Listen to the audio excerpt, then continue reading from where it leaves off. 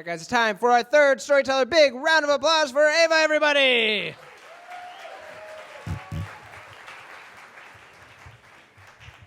That's good. I pluck my phone from the toilet and desperately suck the toilet water out of its lower holes. I don't question my impulse to save my phone at any cost. The fact that I pulled it out of a public toilet in a dive bar at 2 a.m. on Halloween night barely registers. John, the bartender, enters and locks the door. "I dropped my phone in the toilet," I exclaim drunkenly.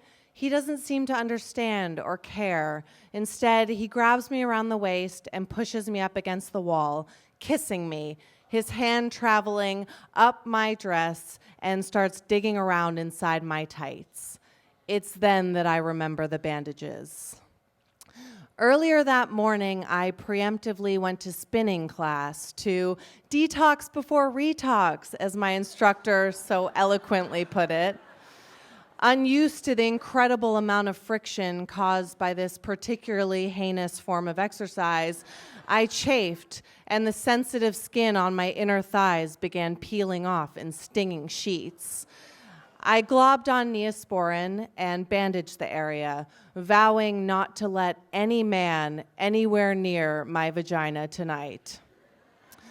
I had been pursuing John the bartender ever since New Year's Eve when I tried to stick my tongue down his throat and he told me he didn't want to cheat on his girlfriend, whom he lived with.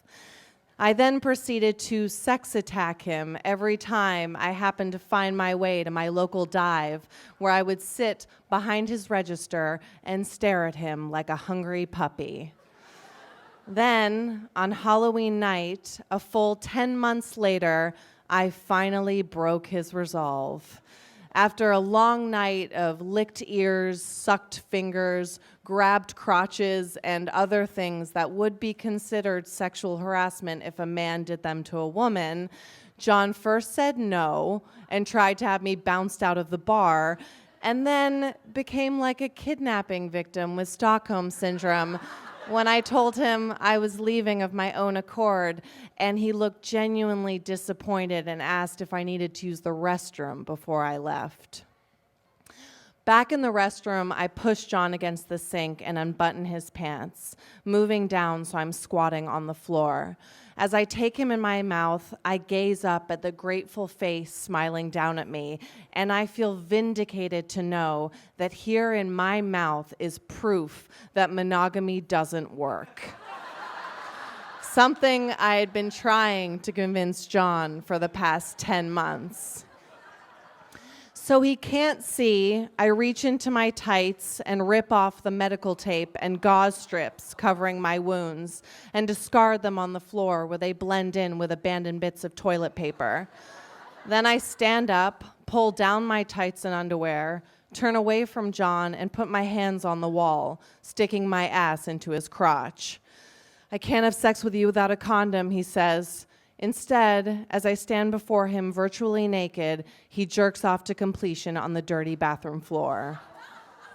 The second he comes, John is visibly flooded with remorse. I am sobered by the expression on his face as I suddenly realize this isn't a game for him anymore. Perhaps it never was. I instantly try to make it better. I tell him it's not that big of a deal, and now that he's come, we can both move on with our lives. But as I'm leaving the bar, I hear him yell at the bouncer, "When I say I want someone out, I mean out." He's talking about me. The next day, I feel like human garbage.